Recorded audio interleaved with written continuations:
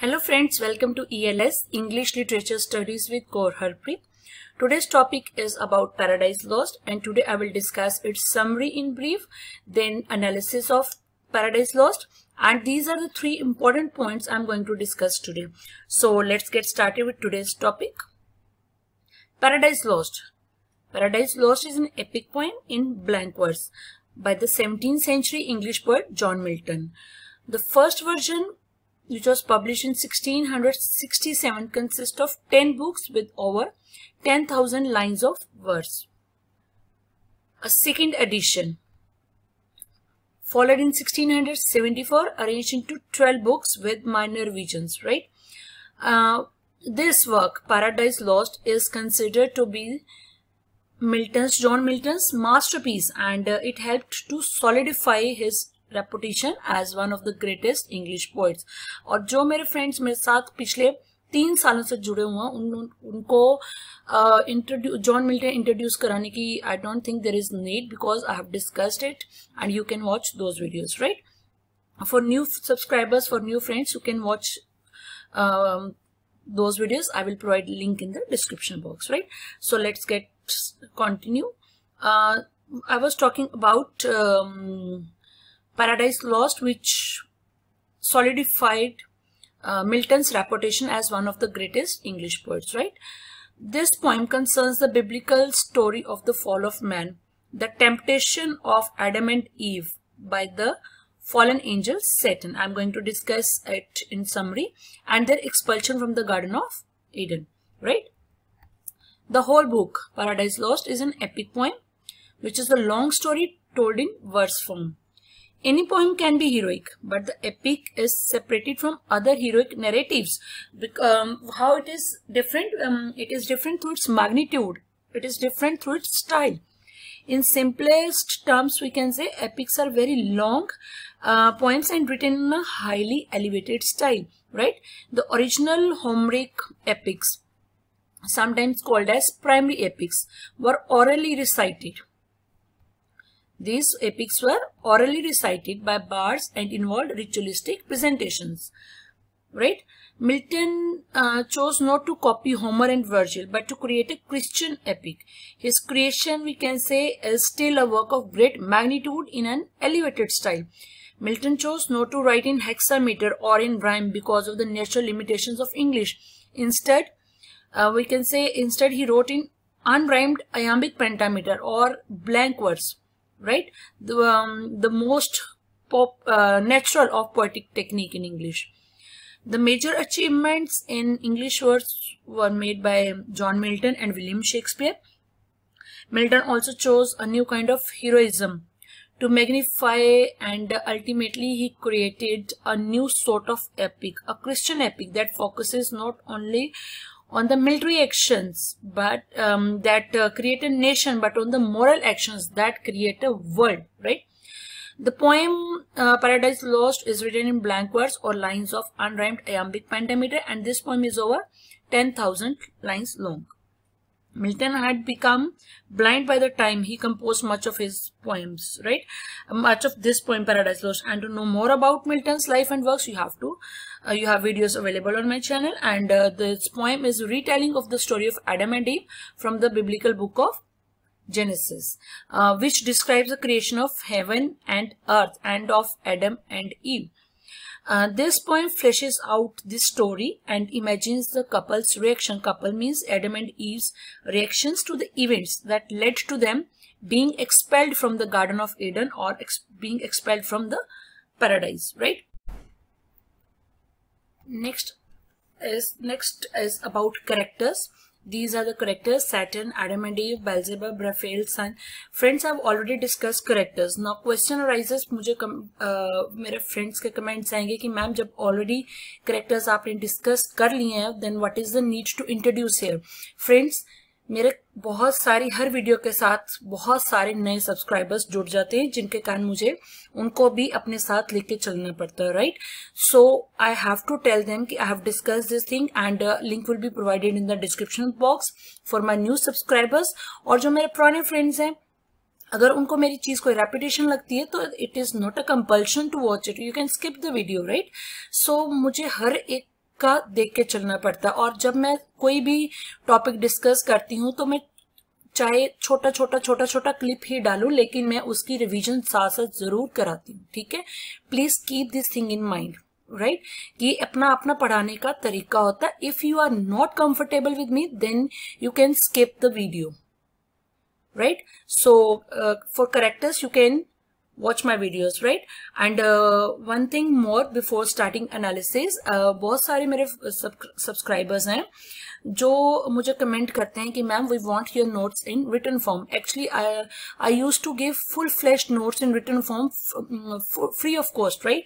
और मैंने बहुत सारे कमेंट्स पढ़े हैं जिसमें कहते थे मैडम ये तो लिखा है, हम पढ़ लेंगे, ये तो लिखा। भाई मैंने उनके लिए नोट्स दिए थे जिनको उनकी वर्थ है और उनके बहुत अच्छे कमेंट्स आते हैं, ठीक है।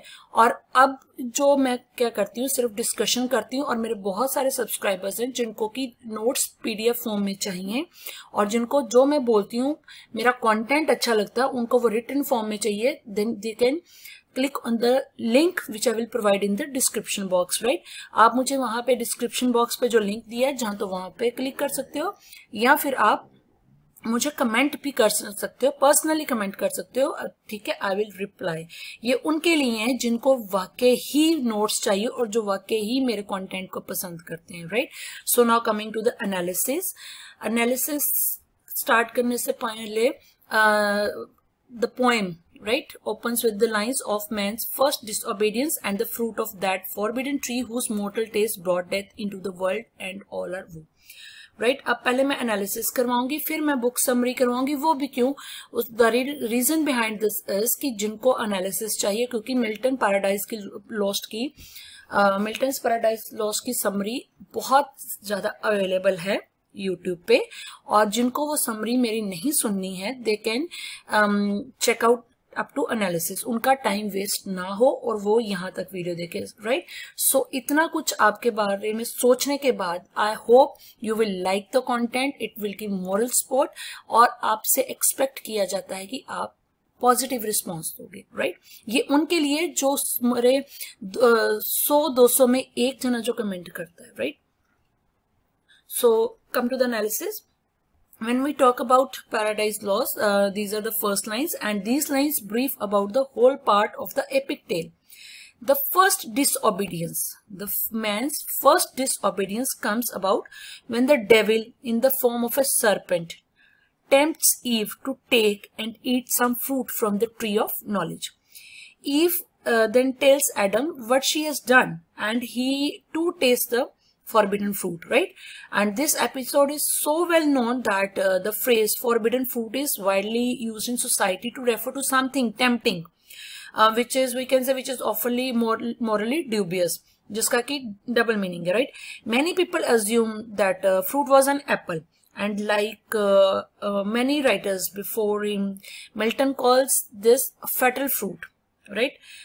He calls the fatal fruit in book 9 an apple. But the Bible itself doesn't name the type of fruit, right? A key aspect of Paradise Lost is that Milton does not portray the couple's decision to eat the fruit as inevitable. Instead, it shows that the couple exercised their free will.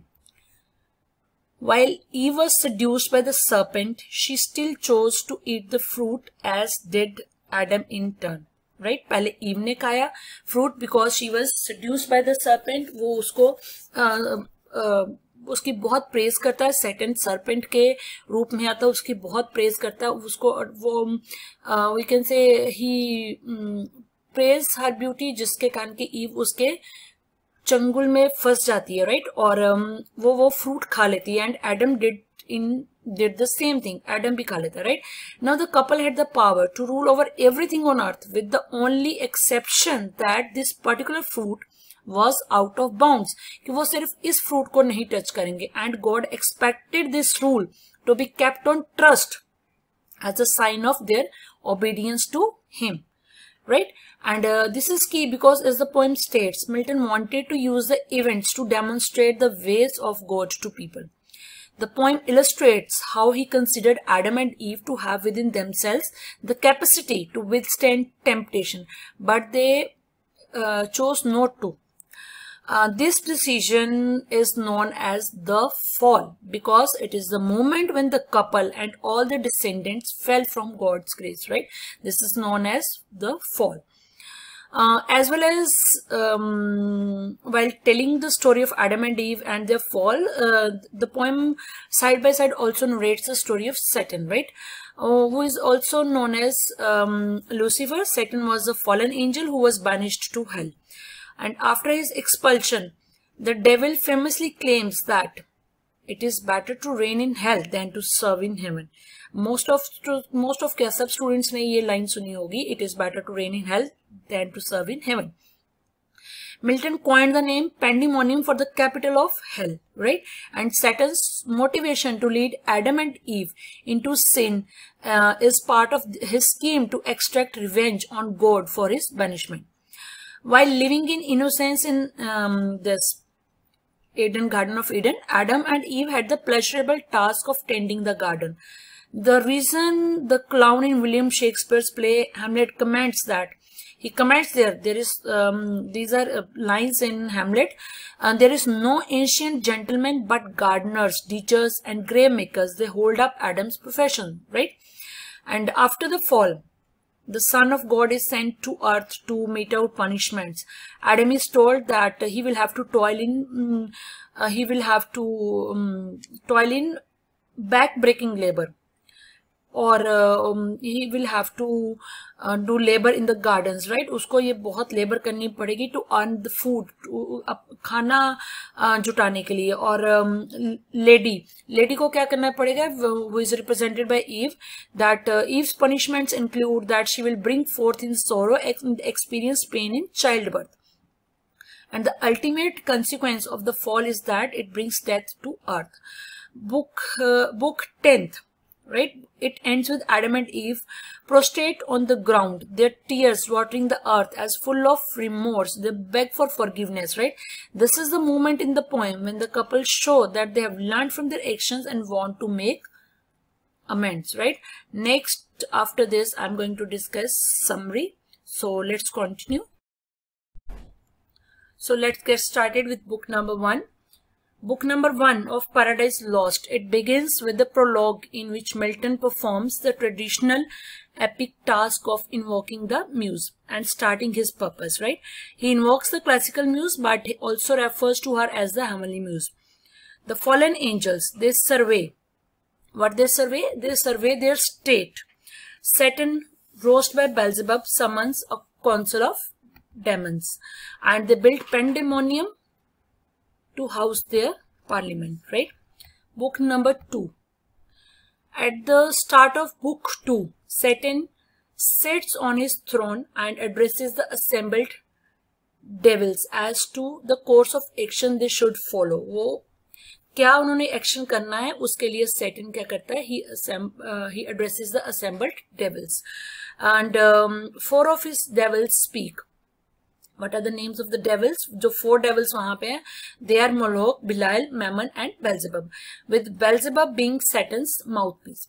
Each speaker offers a different attitude. हर एक अपना ही view है इस चीज को लेके, and these fallen angels, they debate this tragedy and they vote to send Satan to seek out and to destroy the new world, right?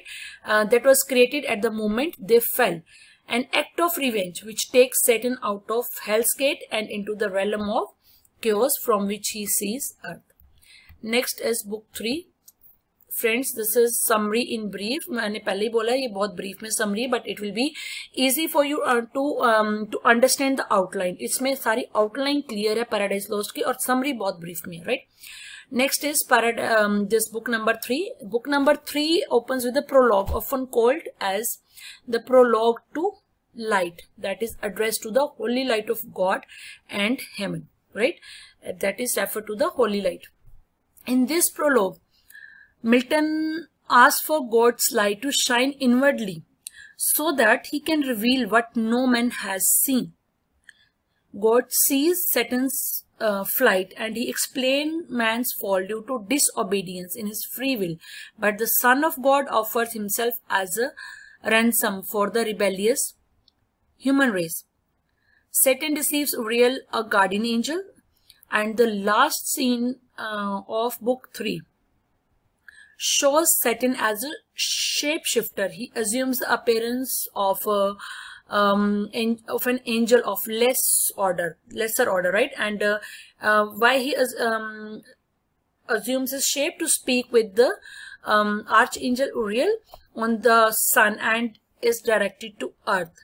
In the final section of this book, Milton turns his attention back to Saturn, who sits between chaos and Earth, contemplating his next move. कि उसका next move क्या होगा, उसकी next strategy क्या होगी. Next is book number 4.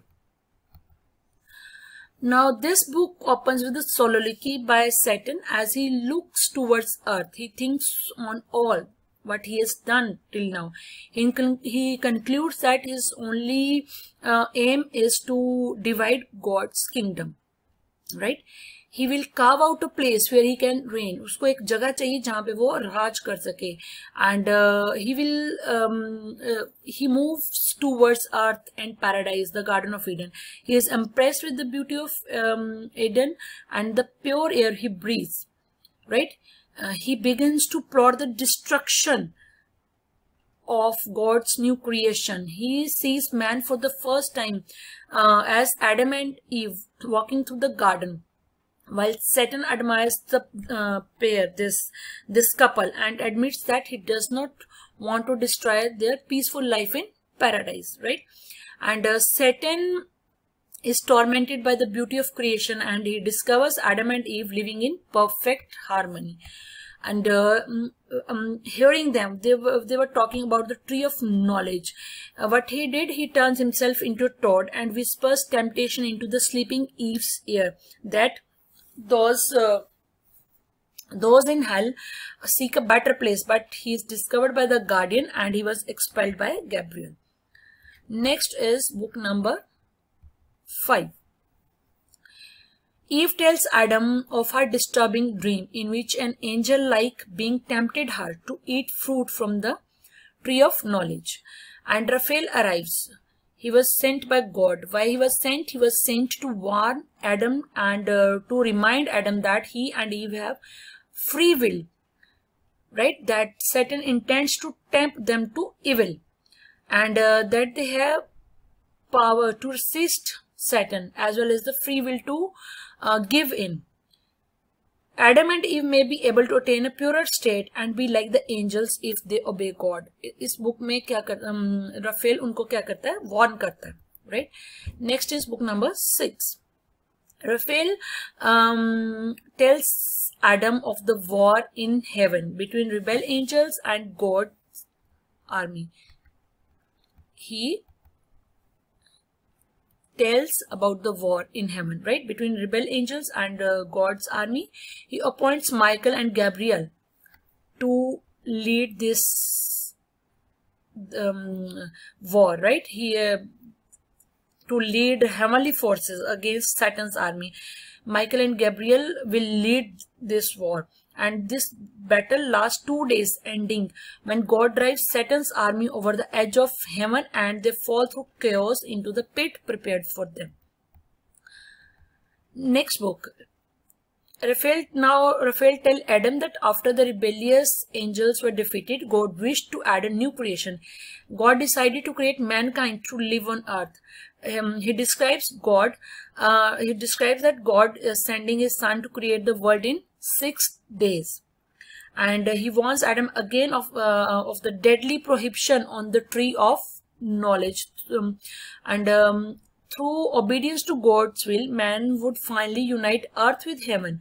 God sent the sun forth to create earth and the heavens that surround it, right? And the sun accomplished this creation and hung earth on a chain suspended from heaven. Then God began the creation that would lead to man. Book number 8.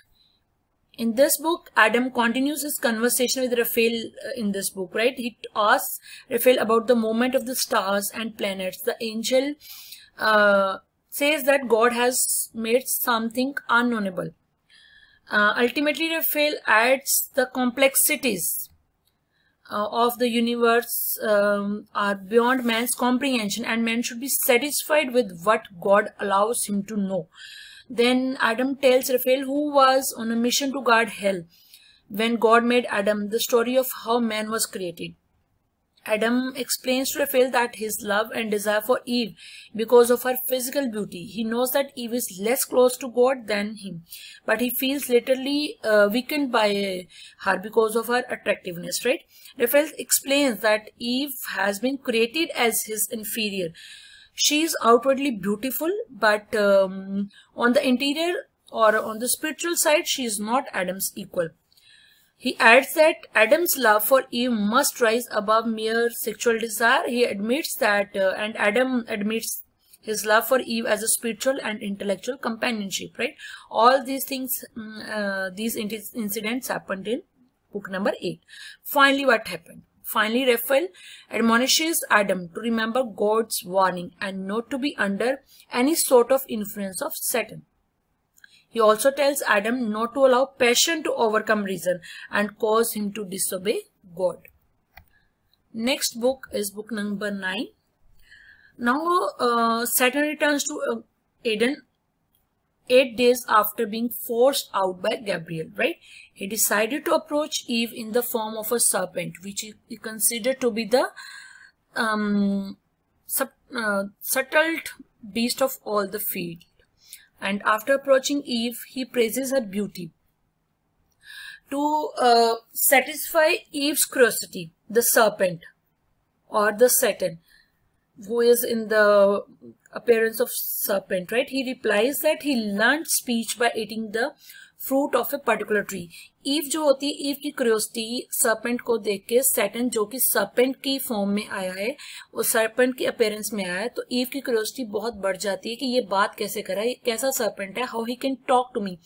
And to satisfy this curiosity Satan उसको कहता है कि he learned speech by eating the fruit of a particular tree, right? And the tree of ये tree कौन सा है? The tree of knowledge, which will make them like God, and this fact makes God envious. और यही चीज है कि God नहीं चाहते कि वो उसके एडम एंड ईव उसके बराबर आए, और इसी यही रीजन है कि गॉड ने उनको ट्री ऑफ नॉलेज का फ्रूट खाने से मना किया. And this is the thing, God envious and has caused him to demand that Adam and Eve will not eat fruit from this tree of knowledge, right? And Eve is taken in by the words of serpent, and after some rationalizing, she convinces herself that she should eat the fruit, and she does so. जो Satan का purpose था वो solve हो गया. Now Eve, disordered in her passion, she comes to Adam and persuades him to eat this fruit, and what happens? He cannot resist the bond of flesh between them, and both of them eat, and they mess around some, and they discovered guilt. Next is book number 10. The first scene of first book takes place in heaven, where the angels are aware of Adam's and Eve's fall, right? God adds, justice can be tempered with mercy. God sends a son to pronounce sentence on Adam and Eve. The son quickly descends to Eden, where he pronounces judgment. God first condemns the serpent who allowed Satan to use his body. And now the snake will now crawl on its belly rather than go upright. Further, God establishes an eternal enmity between women and serpents. All women will be given the pain of childbirth as well as subjugation to their husbands. Because of Adam, all men, they will have to labor in the ground to make their food, and they will be subject to death, right? ये जो men women की punishment है, that is because of Adam and Eve. And the scene now switches from earth to hell, where sin and death, having finished the causeway between hell and earth, start toward earth. As Satan enters hell, it appears deserted, and he has to go all the way into pandemonium to find the other fallen angels. As the fallen angels see Satan, what they did, they welcomed him joyously. Saturn addresses them with the speech filled with pride. Why filled with pride? Because he is very happy कि उसका जो purpose था Adam and Eve को capture करने का, he has fulfilled his aim, right? So he addresses them and he gives speech that is very important speech, and he tells how he caused both Adam and Eve to fall with this apple, right? And expecting applause. What Saturn hears? He hears hissing instead. Snakes are crawling all through pandemonium, and Saturn and his followers are quickly turned into snakes. But the demon's praise is cut short when they are turned into serpents, whose attempt to cheer Saturn turns into a dismal universal hiss, right? And Eve approaches again. Eve approaches Adam again, and now what she makes what is known as the regeneration speech. She says that she would take all the punishment on herself because she sinned against God and Adam. Adam tells her that they must stop blaming each other, and Eve suggests that either to remain childless or to commit suicide to avoid God's curse. But again, Adam concludes that they should pray and seek God's grace and mercy, which they do, right? उन्हें God की जो कर्स है उसको खत्म करने के लिए they should pray and seek for God's grace and mercy, and one day God will he will not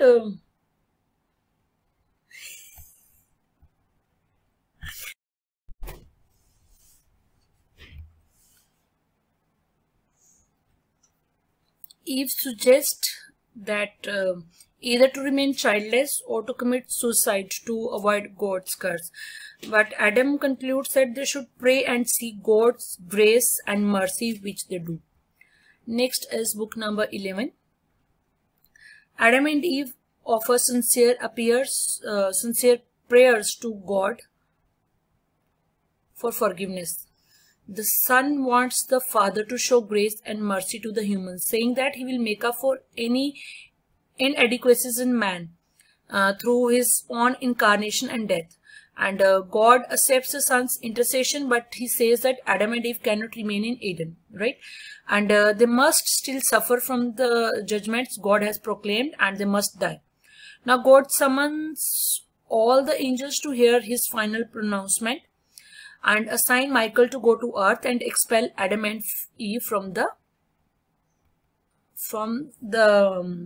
paradise, from the Eden. Michael says that while all of the evil have perished, the righteous man, Noah, right? He survived because he remained obedient to God. Michael goes through the story of Noah, and Adam is somewhat comforted by the story of Noah's survival. He is pleased that the just have been saved and the world continues. Milton's stated purpose in the poem, we can say, is to justify God's way to man. And by the end of book 10, Milton has been able to explain his concept of what God did and why, but he has offered little in the way of justification, right? And he shows the effects of the fall on Adam and Eve over a longer period, and at the same time he developed the notion that some greater good than innocence and immorality in paradise could result from the fall. Last is book number 12. Michael's future history. It concludes with the summary of the Old Testament, the incarnation, death, resurrection and ascension of the Messiah, and the victory over sin and death, which makes Adam rejoice even his own fall. Michael foretells the church's corruption and the second coming. Eve is given a comforting dream promising some great good, which will restore the damage, and Adam and Eve depart from the garden. And the poem ends with the vision of Adam and Eve's departure to begin life as we know it. The world was all before them, where to choose. The place of rest and providence their guide. They had hand in hand with wandering steps and slow through Eden took their solitary way. Next are the three important points. First one is the importance of obedience to God. The first words of Paradise Lost state that the poem's main theme will be man's first disobedience. Milton narrates the story of Adam and Eve's disobedience. He explains how and why it happens, and places this story within the larger context of Satan's rebellion and Jesus' resurrection. Right?